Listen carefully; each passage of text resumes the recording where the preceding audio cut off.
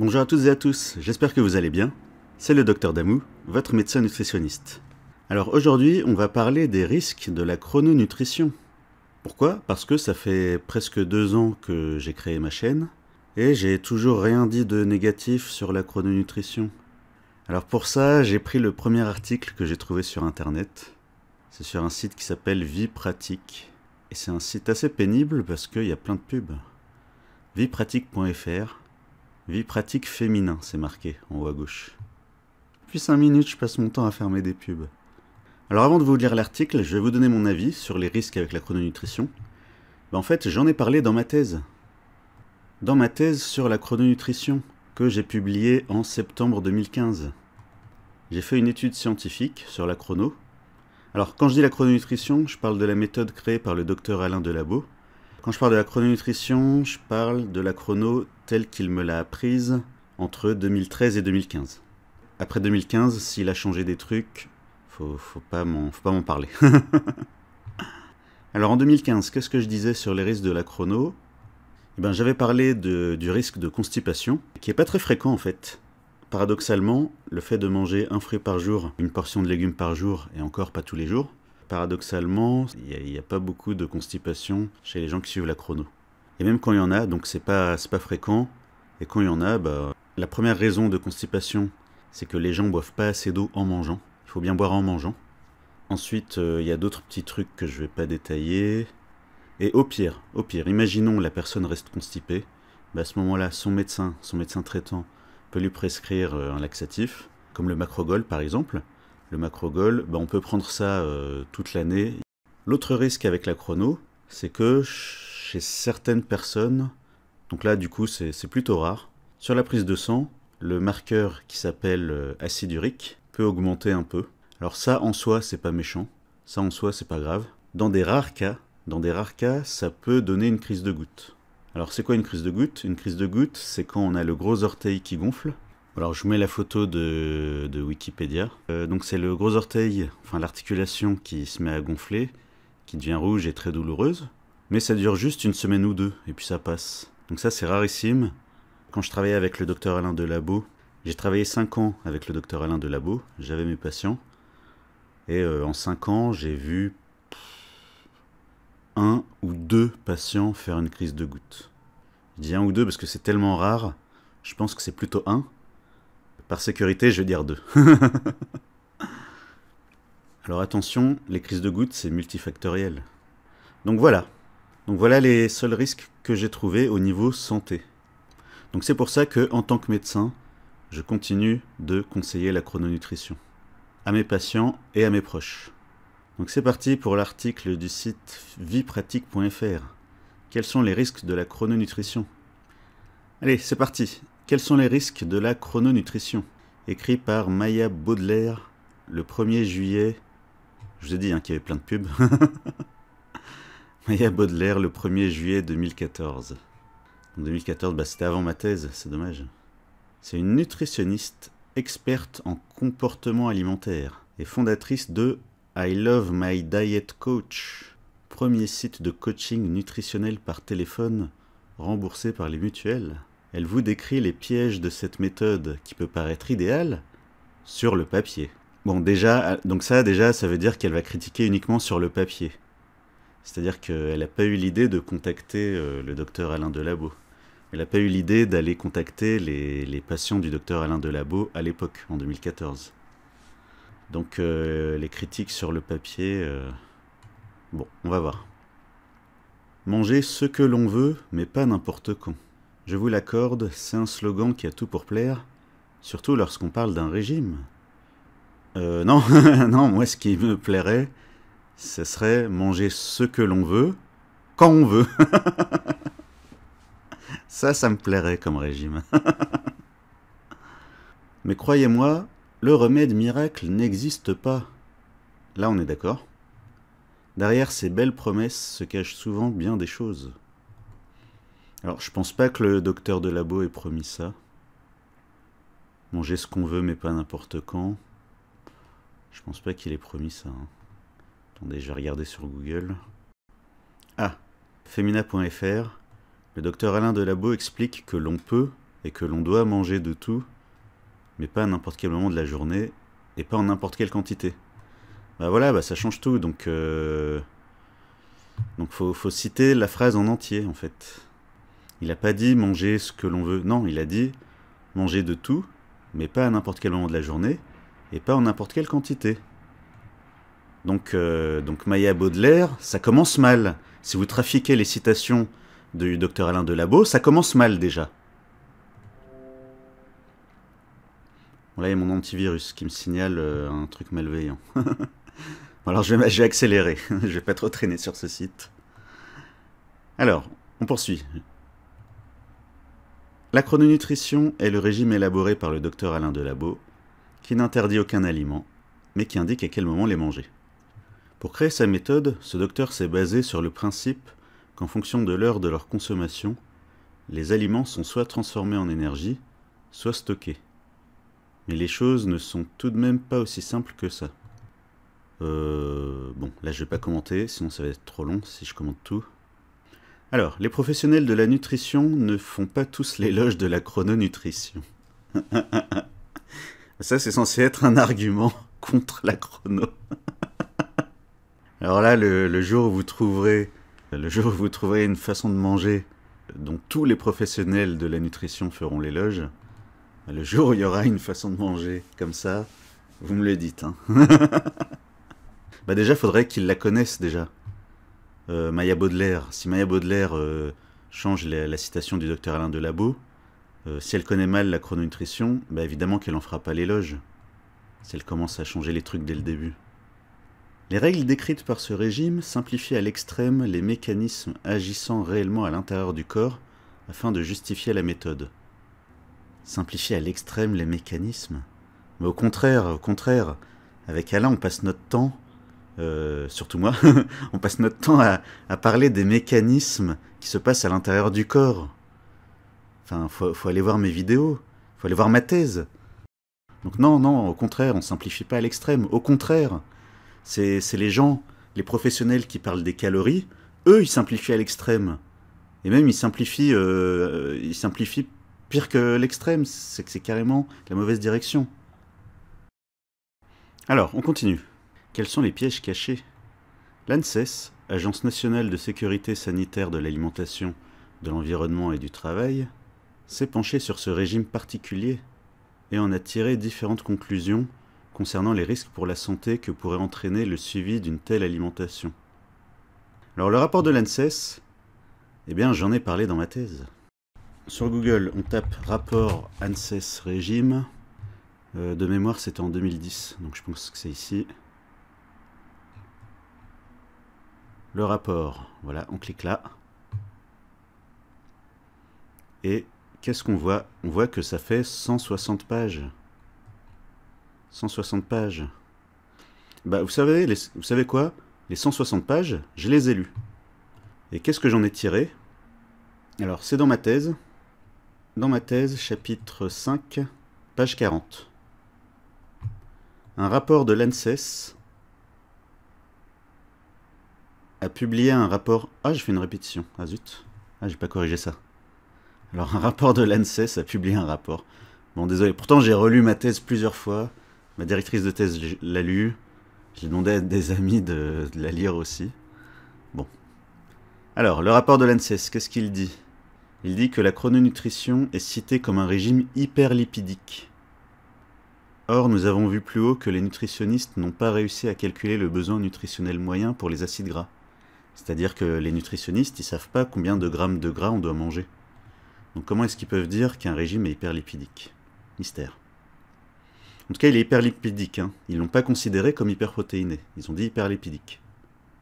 Et il n'est pas hypocalorique non plus. La chrono n'est pas hypocalorique. Le rapport de l'ANSES ne l'a pas classé dans les régimes hypocaloriques. De plus, les auteurs du rapport citent une étude montrant qu'un régime hyperlipidique entraîne un profil moins athérogène. Moins athérogène, ça veut dire que c'est meilleur pour les artères. C'est meilleur pour le cœur. Baisse des triglycérides, hausse du HDL. Comparé à un régime hypolipidique, c'est-à-dire un régime moins gras. Donc moi, j'ai lu les 160 pages, j'en ai tiré ça.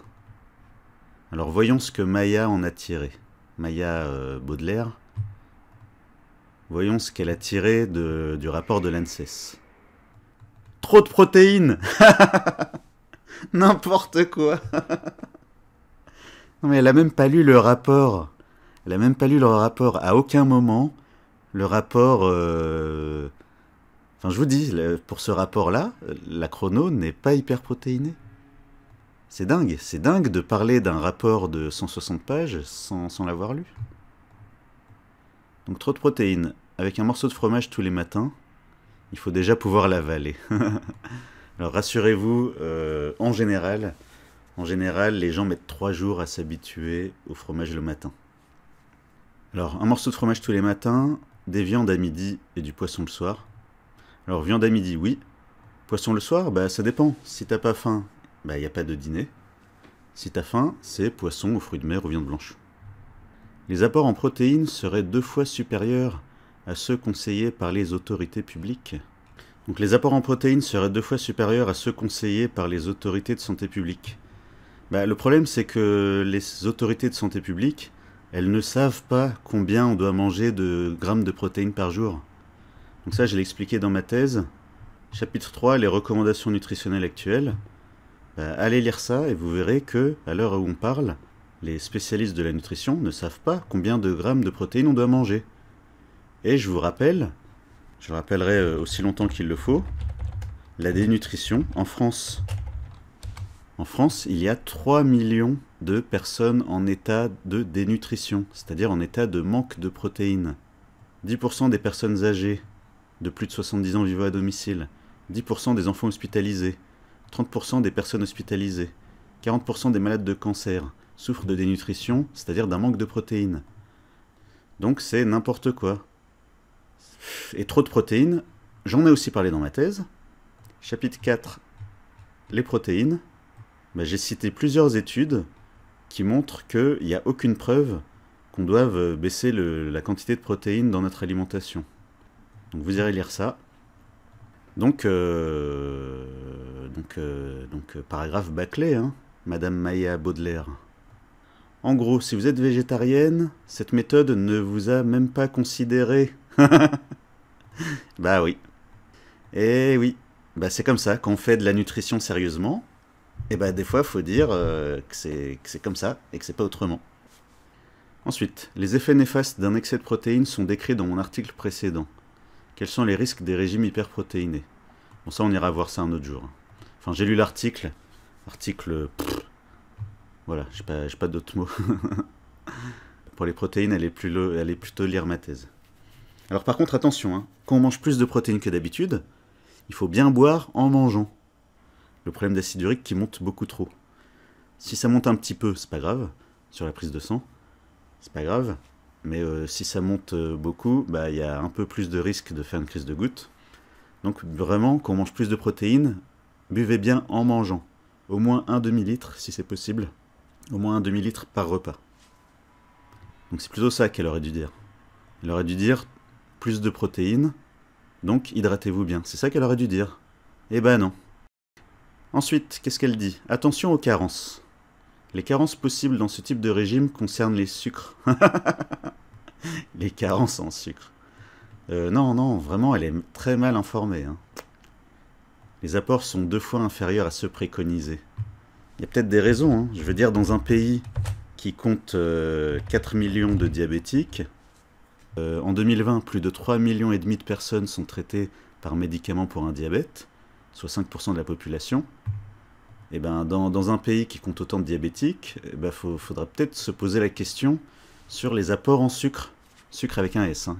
Sucre avec un S, donc il n'y a pas que le sucre de table, il y a aussi les sucres lents, entre guillemets, tout ce qui est féculent, pain, pâtes, riz, pommes de terre, légumes secs, légumineuses, tout ce qui est fruits. Donc non, justement, l'excès de poids, le surpoids, c'est souvent un excès de glucides. L'excès de glucides est transformé en triglycérides. Excès de glucides par rapport aux besoins qu'on a là dans les heures qui suivent. Donc non, justement, c'est bon signe. S'il y a moins de sucre que ce qui est recommandé, c'est bon signe, justement. Bon, n'allez pas voir ce site, il y a vraiment énormément de pubs qui s'affichent tout le temps. C'est lisible. On continue. La consommation de fruits et légumes est vraiment légère et peut donc entraîner des apports insuffisants en vitamines et minéraux. Donc pour ça, il faut aller voir ma vidéo sur les vitamines dans les fruits et légumes. Plus récemment, j'ai fait une vidéo sur les 5 fruits et légumes par jour. Pourquoi ça sert à rien de manger 5 fruits et légumes par jour? Ensuite, ces déséquilibres nutritionnels. Non, il n'y a pas de déséquilibre nutritionnel. Quand on est en surpoids, c'est souvent à cause d'un excès de sucre, donc il faut les diminuer. Et le manque de fruits et légumes, non, c'est pas ça qui va donner un apport insuffisant en vitamines et minéraux. Donc voilà, les 2 premières phrases sont fausses. Donc la 3e phrase sera doublement fausse. Je la lis quand même.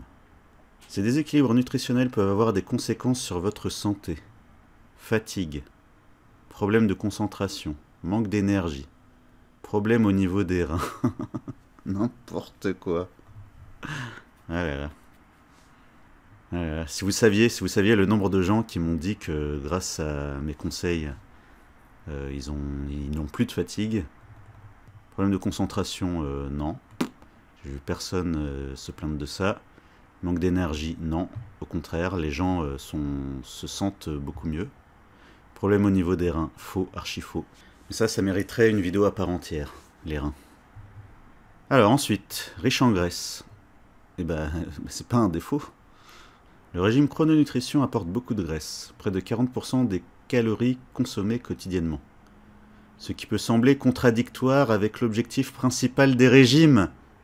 Oui, Maya Baudelaire, tu viens de comprendre que la chrononutrition n'est pas un régime amaigrissant.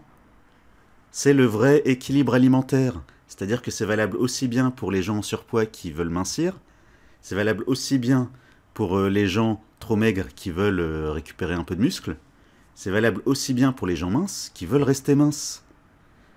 Parfois, je vois des gens minces qui viennent juste pour un problème de fatigue, ou qui viennent juste pour un problème digestif, type colopathie fonctionnelle, troubles fonctionnels intestinaux, côlon irritable. En suivant mes conseils, ils restent minces, et ils font partir leur fatigue. Et ils font partir leur problème digestif en général. Oui, je dis en général parce que j'ai juste un patient qui m'a dit que ça s'était pas amélioré. Du coup, ça m'est resté en tête. Ça me reste en tête. Donc voilà, pour être complètement honnête, j'ai un patient qui n'a pas réglé ses problèmes digestifs avec mes conseils. Mais tous les autres, oui. Donc voilà, c'est ça, Maya Baudelaire. C'est pas comme les régimes que tu as l'habitude de contredire. La chrono, c'est autre chose. C'est-à-dire, rends-toi compte que le docteur Alain Delabo l'a créé. Il a sorti son premier livre en 1999. Et en 2015, un jeune médecin a fait sa thèse sur la chrono. Trouvez-moi un régime amaigrissant qui a fait l'objet d'une thèse pour en dire du bien. Trouvez-en parce que moi, j'en connais pas. Alors, ensuite, qu'est-ce qu'elle dit ? D'autant plus qu'il s'agit principalement de mauvaises graisses qui représentent un risque important pour votre système cardiovasculaire. Alors, ce qu'elle appelle les mauvaises graisses, c'est les graisses saturées. Enfin, je pense, parce qu'elle n'a pas précisé. Les mauvaises graisses, c'est les graisses saturées qu'on trouve beaucoup dans le fromage, le jaune d'œuf, la charcuterie. Pour ça, il faut aller voir ma vidéo que j'ai appelée Le gras c'est la vie, où j'ai tout détaillé. Et j'ai encore parlé de ma thèse. C'est une vidéo où j'ai encore parlé de ma thèse parce que j'ai fait un paragraphe. J'ai fait un long passage justement sur les graisses saturées. Chapitre 4, petit 3, page 26. Donc allez lire ça et vous comprendrez que non, le problème c'est pas les graisses saturées. En soi, c'est pas un problème. Ensuite, la désocialisation. Avec un régime aussi complexe que celui-ci, difficile de partager des repas entre amis. Sans parler de la méthode qui bouscule nos habitudes alimentaires. Alors, régime complexe, non, puisque c'est un plat unique.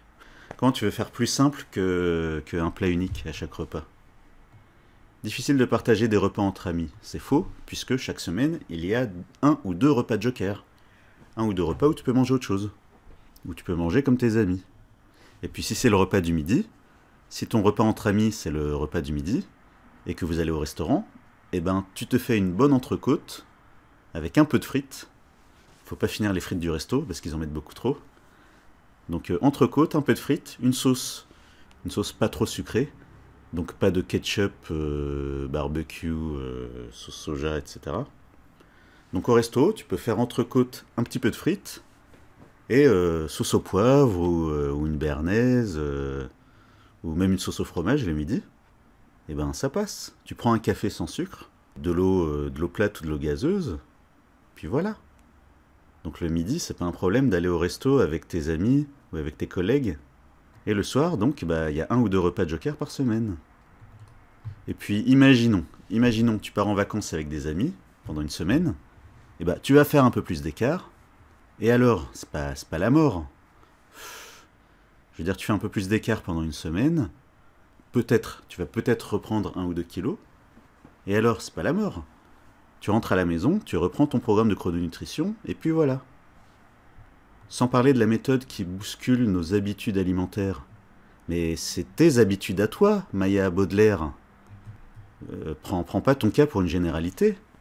Partout dans le monde, il y a des gens qui mangent salé le matin, qui mangent un bon gros plat de viande le midi, et qui mangent léger le soir. Alors là, je ne vais pas vous faire un cours sur, sur les alimentations dans le monde, mais je veux dire, à un moment, faut sortir de ces habitudes de citadine. Sans parler de la méthode qui bouscule nos habitudes alimentaires. Bah, heureusement qu'elle s'occupe pas du cancer, hein. Heureusement qu'elle s'occupe pas du tabac. Sinon, elle dirait attention, hein, faut pas arrêter de fumer complètement, hein, parce que ça bousculerait nos habitudes tabagiques. Donc c'est ça, les habitudes alimentaires. Bah, au bout d'un moment, quand tu vois que tes habitudes alimentaires te bousillent la santé, au bout d'un moment, alors on a chacun nos, comment dire, on a chacun notre ressenti vis-à-vis de la santé et de la prévention. Mais il y a plein de gens, dès qu'ils prennent 5 kilos, ils se disent alerte rouge, je vais finir diabétique comme ma mère, je vais finir obèse, etc. Donc bousculer les habitudes alimentaires, c'est pas un argument, désolé, hein. Ensuite, vous avez quand même droit à 2 jokers par semaine. Ah bah ça aurait été bien de le mettre dans le paragraphe au-dessus. 2 jokers par semaine où vous pouvez manger ce que vous voulez, mais obligé de refuser la 3e invitation pour respecter la méthode. Bah oui. Bah oui, parce qu'en chrono, il y a une méthode. Eh oui, je sais que ça énerve les autres professionnels de la nutrition, je sais que ça les énerve, que nous on a une méthode carrée, précise. Et ben c'est comme ça qu'on fait de la bonne médecine en fait. C'est-à-dire que quand ton médecin te dit de prendre un antibiotique matin, midi et soir, tu vas pas dire ah bah non, hein. Ah bah moi les antibiotiques, j'ai pas l'habitude, hein. C'est pas dans mes habitudes alimentaires. Donc je prendrai votre antibiotique uniquement le matin, docteur. Tu crois que le médecin va te laisser prendre l'antibiotique 1 fois par jour au lieu de 3 fois par jour? Bah non. Obligé de refuser la 3e invitation. Non, tu acceptes la 3e invitation et tu t'adaptes. Tu acceptes la 3e invitation et tu t'adaptes, c'est-à-dire que tu as le droit d'emporter à manger, tu as le droit de choisir les aliments que tu vas manger, c'est-à-dire que si le soir, les gens qui t'invitent, s'ils font poisson plus pommes de terre plus haricots verts, bah, tu as le droit de dire « Ok, bah, je prends juste le poisson et les haricots verts. » Voilà, t'as le droit en fait. Quoi d'autre qu'on me dit souvent l'alcool, le vin. Le fait, ça me rappelle une patiente. Une patiente qui avait 20 ans environ. Je lui dis qu'il y a 2 repas de joker par semaine. Elle me dit oui, l'alcool, la bière. Je lui dis bah c'est 1 ou 2 fois par semaine pour le repas de joker. Et là elle me dit mais non, c'est pas possible. Si je vois mes amis sans boire d'alcool, ils vont croire que je suis enceinte. Ah bah, en parlant de grossesse, justement, grossesse, ça veut dire 0 alcool, 0,0 alcool. Bah, est-ce que Maya Baudelaire va dire aux femmes enceintes ah bah non, hein, 9 mois sans alcool, c'est long, hein, par rapport à vos habitudes alimentaires, hein. Et puis, vous seriez obligé de refuser l'invitation à aller dans un bar. Oh non, hein. Là, bah, buvez de l'alcool, hein, les femmes enceintes. Alors, ensuite, elle témoigne. Avec cette méthode, il m'est souvent arrivé de me dire « Zut, je regrette d'avoir accepté cette invitation au resto au boulot. Maintenant, je dois refuser l'invitation de mes amis car j'ai déjà utilisé mes 2 jokers cette semaine. C'est très frustrant. » Elle passe la moitié de l'article à parler de problèmes de risque pour la santé. Et le témoignage qu'elle a trouvé, c'est quoi? Bah, c'est par rapport aux amis. C'est pas par rapport à la santé. Alors Maya Baudelaire, avec tout ce que t'as dit sur la santé, t'as pas pu trouver quelqu'un qui a suivi la chrono et qui s'est abîmé les reins? Ou qui a de la fatigue, des problèmes de concentration, un manque d'énergie? Ou un problème cardiovasculaire? Hein? Bah alors? Pff, nul. Et puis, donc on poursuit le témoignage. Et puis, même si on mange de tout, on ne mange jamais vraiment ce que l'on veut au moment où l'on le désire. On ne s'écoute plus vraiment et le plaisir de manger passe un peu au second plan. Bah, ça peut arriver. Alors c'est pas fréquent, hein, attention, hein, faut pas généraliser. À vue de nez, alors j'ai pas fait de statistiques, mais à vue de nez, je dirais que la majorité de mes patients sont contents de manger comme ça, justement. Ils sont contents de manger comme ça, ils en parlent à leurs amis. Alors attention, j'ai pas dit que le témoignage était faux. J'ai dit juste qu'il n'est pas représentatif. Enfin, ça, c'est une minorité de gens, en fait. Le plaisir de manger passe un peu au second plan. Bah, varie. Bah, elle devrait varier ce qu'elle mange. Enfin, elle a le droit au plat en sauce, du moment que c'est pas des sauces trop sucrées. Faut varier. Pareil pour le fromage, on peut manger plusieurs fromages en même temps. On peut faire fondre le fromage sur le pain. On peut faire une galette de sarrasin avec du fromage dedans. Enfin, il y a le choix quand même. Les repas deviennent une routine quotidienne auquel on ne porte plus vraiment attention. Faut penser à varier en fait. Faut penser à varier les aliments. Parfois il y a des gens, le midi, ils font steak haché, poulet rôti. Steak haché, poulet rôti. Steak haché, poulet rôti. Pâtes, riz, pommes de terre. Pâtes, riz, pommes de terre. Non, faut varier. Et faut chercher des recettes. Qu'est-ce qu'elle dit ensuite, le témoignage? Moi, je stressais aussi sur les quantités, parce qu'en termes de féculents, c'est vraiment pas grand-chose. Bah oui, c'est le but, madame. J'ai souvent eu faim entre les repas proposés. Bon bah ça, y a un problème. Hein. Elle a pas mangé assez de protéines.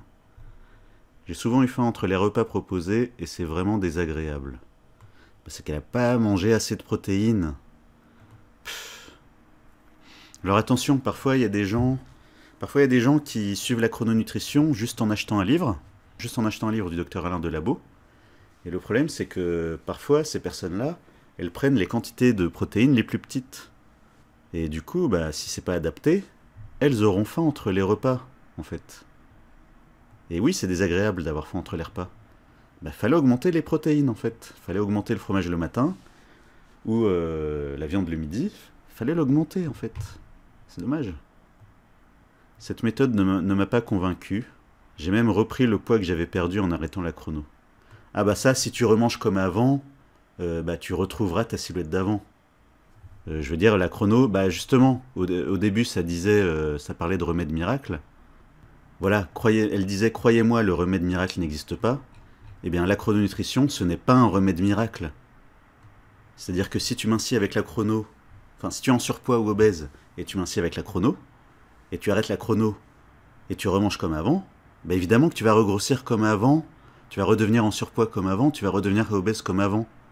Faut arrêter de dire n'importe quoi sur la chrono. Ça, c'est pas un argument. Quand on lit le principe de la méthode, elle nous semble logique, facile et idéale. Alors ça, j'entends pas ça tous les jours. Hein. Des gens qui disent que quand ils lisent le principe de la méthode, ça semble logique. Alors que plus haut, Maya Baudelaire, qu'est-ce qu'elle disait? Elle disait que la chrono apporte beaucoup de graisse, ce qui peut sembler contradictoire avec l'objectif principal des régimes. Donc pour elle, pour une coach en nutrition, enfin pour une nutritionniste experte en comportement alimentaire, ça semble pas logique. Par contre, pour la dame qui témoigne, elle, ça lui semble logique. Eh ben. Mais je vous assure que dans la pratique, c'est une toute autre histoire. Eh bien, ça dépend. Et justement, ce genre d'argument, eh ben, j'en ai parlé, où ça? Ben, j'en ai parlé dans ma thèse. Eh oui. Encore ma thèse. Alors, c'est le chapitre 6. Chapitre 6, en fait, j'ai fait une étude scientifique sur le ressenti des gens qui suivent la chrononutrition, le positif et le négatif. Alors, pour faire quelque chose d'objectif, je suis allé chercher des gens qui suivent la chrono. Je suis aussi allé chercher des gens qui ont arrêté la chrono. Je suis aussi allé chercher des gens qui, un coup, ils le suivent bien, un coup, ils le suivent pas bien. Un coup, ils le suivent bien, un coup, ils le suivent pas bien. Comme moi ces derniers temps. Mais justement, je me suis pas interrogé. Dedans, il n'y a pas mes réponses à moi. Dedans, il n'y a que les réponses des gens que j'ai interrogés. Ça, c'est important que je vous le dise. Et donc, pour les réponses, j'ai séparé en plusieurs thèmes. Alors, je leur ai demandé quel régime ils avaient suivi avant ou après la chrono, le vécu des régimes en général, les raisons de l'essai de la chrono, les sources d'information, les conséquences physiques, donc y compris la santé, l'énergie, la forme, etc., la digestion, les conséquences psychologiques, le rapport à la nourriture, les conséquences sociales, j'en parle aussi. Eh oui, j'avais anticipé les critiques. La satisfaction globale. Et ensuite, j'ai eu l'idée de demander aux gens que j'ai interrogés l'avis de leur médecin sur la chrono. Et vous verrez, y a de tout, justement. Donc voilà comment se finit l'article de Maya Baudelaire. Donc article bâclé. Article bâclé, elle parle du rapport de l'ANSES sur les régimes amaigrissants. Un rapport qu'elle n'a pas lu. Ou alors elle a juste lu un résumé. Ou alors elle a lu un article qui parlait de ce rapport. Mais désolé, moi j'ai lu les 160 pages quand je faisais ma thèse, entre 2013 et 2015. Donc voilà pour l'article. Alors rapidement, je vais vous parler du commentaire que quelqu'un a laissé en bas de l'article. Parce que si je parle pas de ce commentaire-là, des grincheux vont dire « Ah, docteur, vous n'avez pas parlé du commentaire en bas de l'article. » Alors, le commentaire en bas de l'article, OL, qu'est-ce qu'elle dit? Elle dit « J'ai suivi la méthode chrononutrition pendant des années, et pour moi c'était super car ce régime correspondait à mes goûts. » Ah voilà, donc vous voyez qu'il y a des gens à qui ça correspond au niveau goût. Je préfère le salé au sucré, le fromage au yaourt, et un petit déjeuner de pain et de fromage avec du beurre, ça m'allait très bien. J'ai plus dégonflé que perdu du poids sur la balance, mais c'est le seul régime avec lequel je n'ai jamais eu envie de craquer. Alors attention, en général c'est des femmes qui disent qu'elles ont plus dégonflé que perdu du poids, c'est souvent des femmes qui mangeaient très peu de viande avant la chrono. Elles mangeaient très peu de protéines animales avant. Elles mangeaient beaucoup plus de féculents, beaucoup plus de légumes, beaucoup plus de fruits. Elles mangeaient beaucoup moins de fromage avant. Et du coup, ça fait des carences. Donc attention, ça fait des carences. Entre autres, ça fait des carences au niveau protéines, donc un risque de perte du muscle par rapport à ce qu'elles auraient dû avoir comme muscle. Donc du coup, en suivant la chrono, elles font partir du gras et de l'eau, et elles récupèrent du muscle dont elles manquaient en fait, dont elles étaient en carence. Et sur la balance, le muscle ça pèse. Par exemple, je peux vous montrer une photo. Ça c'est la place que prennent 2 kg de graisse. Ça c'est la place que prennent 2 kg de muscle. Ça c'est la place que prennent 5 livres de graisse. Donc ça fait 2,5 kg. Comparé à la place que prennent environ 2,5 kg de muscle. Donc oui, c'est possible de mincir sans que ça bouge beaucoup sur la balance. Donc ça veut dire que cette dame qui commente, elle avait des grosses carences. Qu'est-ce qu'elle dit ensuite? Seule petite déception, le docteur de labo promet de rééquilibrer les silhouettes déséquilibrées. Bon alors ce que dit le docteur de labo, ça n'engage que lui. Ce qu'il écrit dans ses livres, ça n'engage que lui, ça m'engage pas moi. Les silhouettes, pour l'instant, je préfère pas en parler. Parce que c'est un peu compliqué, il faut bien choisir ses mots. Alors, suite du commentaire. Moi, j'ai bien dégonflé et perdu du poids, mais je reste beaucoup plus forte du bas que du haut. Donc la silhouette rééquilibrée, pour moi, c'est une promesse en l'air. C'est peut-être le moment de consulter, en fait. C'est pour ça que le docteur de labo a formé des coachs, des chrono-coachs, un peu partout en France, et même dans d'autres pays. C'est justement pour les gens qui bloquent à un moment donné. Leurs résultats sont pas conformes à ce qu'ils espéraient. Justement, c'est là qu'il faut demander conseil à un coach en chrononutrition. Alors attention, je ne garantis pas les résultats des coachs en chrononutrition. Voilà, enfin je suis médecin, je peux pas, je suis pas responsable de ce que disent les chronocoachs à droite à gauche. Voilà, j'ai fait une vidéo sur ma chaîne, j'ai fait une vidéo sur une chronocoach dont j'ai regardé la page Facebook depuis un certain temps. Sinon tous les autres chronocoachs, je sais pas comment ils travaillent, je sais pas quels conseils ils donnent. Mais voilà, je vous dis juste que ça existe. Tout allait bien avec mon... Alors, suite du commentaire. Tout allait bien avec mon régime chrono jusqu'à l'année dernière où je me suis cassé le poignet en tirant la table de la cuisine pour balayer. Quand le docteur m'a demandé comment c'était arrivé et que je lui ai expliqué, il a plissé le front et m'a fait passer des examens. Résultat, déminéralisation sévère, dont décalcification. J'ai les os d'une centenaire alors que j'ai 39 ans. N'importe quoi. N'importe quoi. Bah, on peut pas dire... Alors, on peut pas en même temps dire attention, il y a beaucoup de fromage tous les matins, et en même temps dire ah bah ça donne une décalcification. C'est pas possible. Tu peux pas en même temps avoir plein de calcium tous les matins, et en même temps dire que la décalcification est due à la chrono. C'est pas possible. Faut choisir à un moment. On peut pas dire on peut pas dire n'importe quoi. N'importe quoi.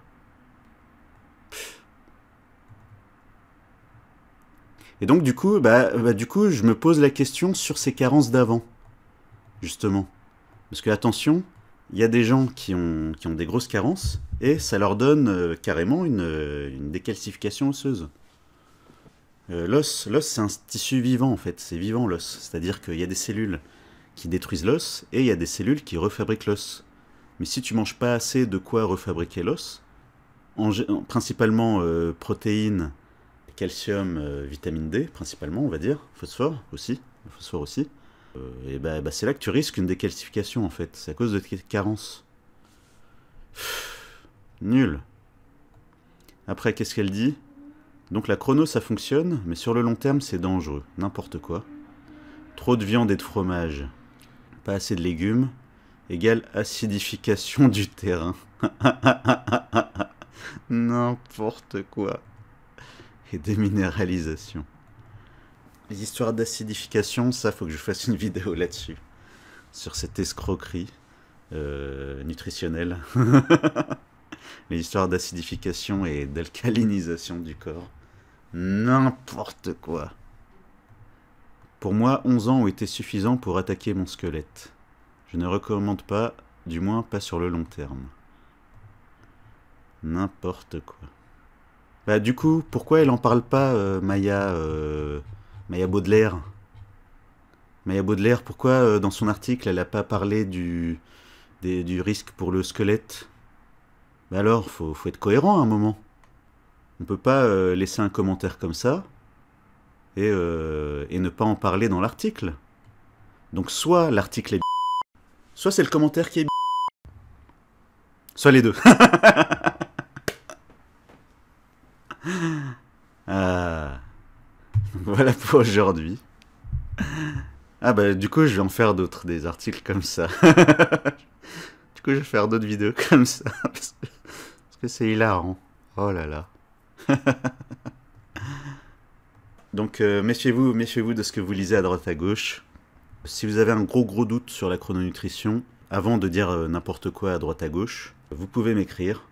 Dans la description de la vidéo, il y a le lien vers mon site internet. Vous cliquez sur le bouton pour me contacter, et comme ça vous pouvez m'envoyer un mail. Donc vraiment, hein, si un truc comme ça, n'hésitez pas à me contacter. Donc on a bien fait le tour de la question, je vous souhaite une bonne fin de journée, et à bientôt pour la prochaine vidéo.